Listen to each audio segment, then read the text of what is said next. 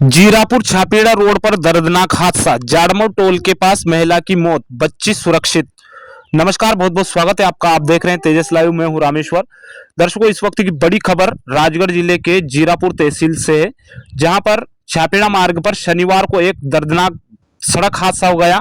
यह हादसा जाड़मऊ जोड़ के पास टोल नाके के नजदीक हुआ, जहां एक महिला की मौके पर ही मौत हो गई। बताया जा रहा है कि महिला के साथ लगभग 2.5 साल की एक छोटी बच्ची थी।